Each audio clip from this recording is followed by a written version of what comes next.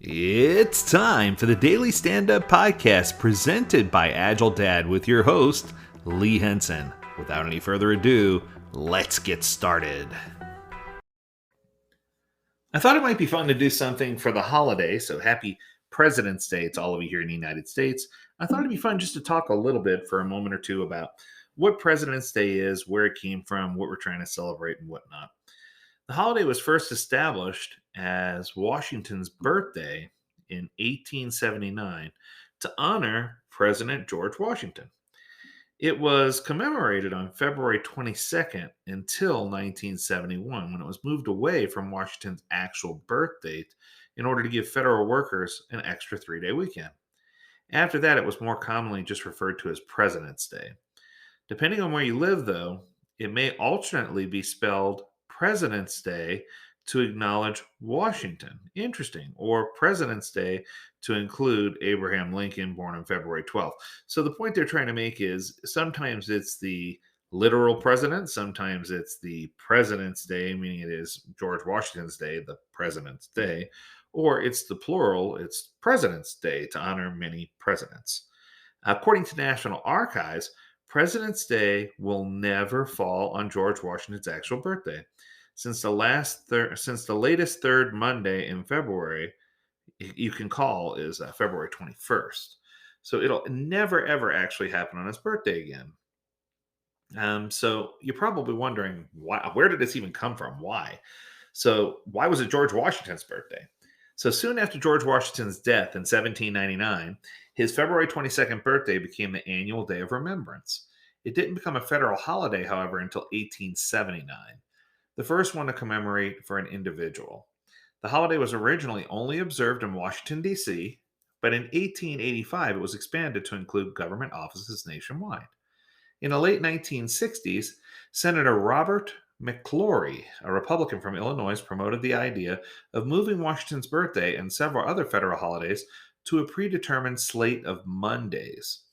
According to the Uniform Monday Holiday Act, which McCrory sponsored, such a switch would bring substantial benefits both to the spiritual and economic life of the nation.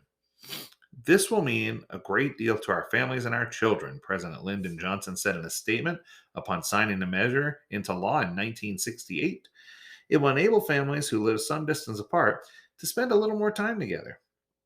After the Uniform Monday Holiday Act went into effect in 1971, the day began to be widely referred to as President's Day. But according to Section 6103A of Title V of the United States Code, which classifies federal holidays, it's still just Washington's birthday, meaning George Washington. Um, George Washington was born in Westmoreland County, Virginia on February 11th, 1731. At the time, the colonies, like the rest of the British Empire, used a Julian calendar. In 1753, however, Parliament adopted the now standard Gregorian calendar, which shifted everything by 1 year and 11 days. Washington's birthday then officially became February 22nd of 1732. There's lots of interesting trivia here, but it's one of those things where, I often wonder, should we be celebrating President's Day? And if so, how? Oftentimes, I hear in Washington, D.C., there are public talks, historical reenactments, exhibits, and other events. According to the History Channel, several states require schools to teach about accomplishments of the chief executive in the days leading up to President's Day. Many stores and retail sites hold President's Day sales, and beginning in 1896, 100 years after it was first observed, Washington's farewell address had been read aloud at the end of every February each year by a member of the Senate. Last year, it was Democrat Patrick Leahy of Vermont. In 2023, Senator James Lankford, a Republican from Oklahoma, will read the address on February 27th. Why? Why all this hoopla about the president? Well, the truth is, I believe that every president should be honored.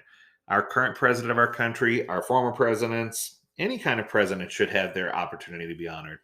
Even the president of Agile Dad. Oh, wait, that's me. I guess I should celebrate. So today is a day that we celebrate presidents, both good, bad, and indifferent. And it's a day that we can celebrate all the presidents and the people who help us to achieve goals where we are. Now, I never want to turn down a holiday. I never want to turn down a day off of work. But I just really believe or wish that we could have some type of formality around what we're supposed to do on President's Day. Is it the day that we can eat hot dogs more freely, or do we celebrate with a barbecue, or is it too early in the year in snowy states to do that? Do we all gather around a warm fire and tell stories about our current president? Do we have to burn candles or have any kind of book readings or anything like that? I guess what I'm trying to say is there are many, many holidays that we don't necessarily understand. And while I firmly believe in honoring our forefathers, especially the first president of the United States, I certainly feel like there's been more confusion than non confusion regarding President's Day, its origin, and why we celebrate it. So if it's just in order for you to get another Monday off, well, congratulations, you achieved it. But if it truly is to honor our great president, the first president of our great nation, I just want to say thank you for taking advantage of that and for making that happen. Because, I think every president deserves a little recognition. So I'm off to get mine. Until next time, I encourage you to stay healthy, stay well, and stay agile, my friends. Do take care.